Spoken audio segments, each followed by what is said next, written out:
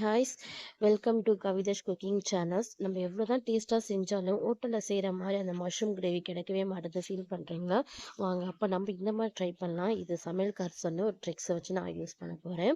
இதில் நிறையா ட்ரிக்ஸ்லாம் நான் சொல்ல போகிறேன். ஏன்னா இது சமையல்கார் எனக்கு ஸ்பெஷலாக சொன்ன ட்ரிக்ஸ் தான். இதை பற்றி யூஸ் பண்ணோம் அப்படின்னாக்கா உண்மையிலே ரெஸ்டாரண்ட் ஸ்டைலில் அவ்வளோ டேஸ்ட்டாக இருக்குது.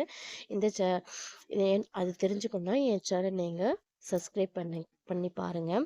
என்னுடைய வீடியோவை ஸ்கிப் பண்ணாமல் முழுசாக பாருங்கள். அப்போ தான் இது நடுவில் சொல்கிற ட்ரிக்ஸ்லாம் நீங்கள் ஃபாலோ பண்ண முடியும். வாங்க சேனலுக்குள்ளே போகலாம். இப்போ நான் எடுத்துக்கிறது பார்த்தீங்கன்னாக்கா பால் காளான் ஒரு 1/2 கிலோ எடுத்திருக்கேன். பால் காளான் உடம்புக்கு ரொம்பவே ஹெல்த்தியானது. நம்ம கர்ப்பிணி பெண்ணுங்க இல்லை குழந்தை டெலிவரி ஆனவங்கலாம் இதை நீங்கள் அதிகமாக யூஸ் பண்ணும்போது அவங்களுக்குலாம் நல்லாவே பால் கிடைக்கும். அதுவும் இல்லாமல் இந்த கிரேவிக்கு பால் காளான் ரொம்பவே டேஸ்ட்டாக இருக்கும். பட்டன் காளானை விட பால் காளான் ரொம்ப டேஸ்ட்டு கொடுக்கும். அதனால் இதை நான் வாங்கிட்டு வந்திருக்கேன், கிடைச்சிருக்கு. இதை எடுத்து சுத்தம் பண்ணி நல்லா சின்ன சின்ன சாப் பண்ணி வச்சுக்கலாம். இப்போ குக் பண்ண ஆரம்பிக்கலாம். ஒரு கடாயில் ஆயில் கொஞ்சம் சேர்த்துக்கோங்க.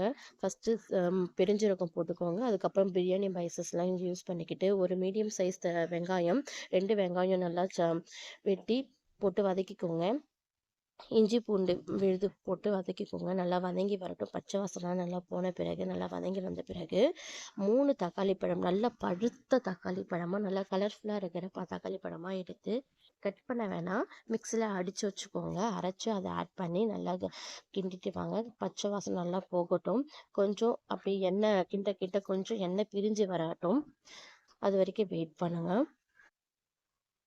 அப்போ தான் இந்த கிரேவிக்கு நல்ல ஒரு டேஸ்ட்டு கொடுக்கும். நல்ல பழுத்த தக்காளி அந்த ஒரு புளிப்பு சுவை ஒரு இனிப்பு சுவையும் சேர்ந்து கிடைக்கும் இல்லையா? அதுதான் ரொம்ப ட்ரிக்ஸு.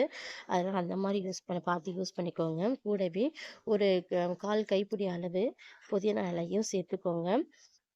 1 ஸ்பூன் அளவுக்கு கொஞ்சம் மஞ்சத்தூள், கரம் மசாலா 1 ஸ்பூன், அப்புறம் சில்லி பவுட்ரு, குழம்பு மிளகாத்தூள் ஒரு 1/4 ஸ்பூன் ஆட் பண்ணிக்கோங்க. ஒரு திக்னஸ் கிடைக்கும். அதனால் நல்லா போட்டு வதக்கிட்ட பிறகு அதனுடைய பச்சை வாசனை போன பிறகு நம்ம மஷ்ரூம் வாஷ் பண்ணி வச்சு கட் பண்ணி வச்சுருக்கோம் இல்லையா? அதையும் போட்டு நல்லா மிக்ஸ் பண்ணி விடுங்க. கூடவே தேவையான அளவு நம்ம சால்ட் ஆட் பண்ணி நல்லா கிளறி விடுங்க. இதில் இப்போதைக்கு தண்ணி ஆட் பண்ணவே வேண்டாம். ஏன்னா அதுவே நல்லா தண்ணி விடும். நல்லா கொஞ்சம் நேரம் பார்த்தீங்கன்னாக்கா நல்லா தண்ணி விட்டு வந்திருக்குல்ல. இப்போ நம்ம க்ளோஸ் பண்ணி இது பண்ணும்போது அது நல்லா சுண்டி வரும். ஓகேங்களா? இப்போ அதுக்கு தேவையான மசாலா அரைக்க ஆரம்பிச்சிடலாம். ஒரு பாதி தேங்காவை நம்ம நல்லா கீறி வச்சுருக்கேன். அதில் 1 ஸ்பூன் அளவு கசகசா, கொஞ்சம் சோம்பு, இதன் கூட உடச்ச கடலை நான் ஆட் பண்ணுறேன். இதன் கூட நீங்கள் முந்திரி பருப்பு ஆட் பண்ணி நீங்கள் செய்யலாம். ரொம்பவே டேஸ்ட்டு ரொம்ப ரிச்சாக இருக்கும். அதனால தான் இப்போ பார்த்தீங்கன்னா நல்லா வெந்து வந்திருக்குல்ல. இது தண்ணியே நான் ஆட் பண்ணல, இருந்த தண்ணியோடையே நல்லா வெந்து வந்திருக்கு. தண்ணி இல்லாமல் இது கொஞ்சம் நல்லா சுண்டி கொஞ்சம் தீஞ்ச மாதிரி வருது பாருங்கள். அதனுடைய டேஸ்ட் ரொம்பவே டேஸ்ட்டாக இருக்கும். ஸோ அந்த மாதிரி செய்யும் போது ரொம்பவே நல்லாயிருக்கும். இப்போ நீங்கள் அரைச்சி வச்ச மசாலா தேங்காய் பேஸ்ட்டை ஆட் பண்ணி நல்லா கிண்டி விடுங்க.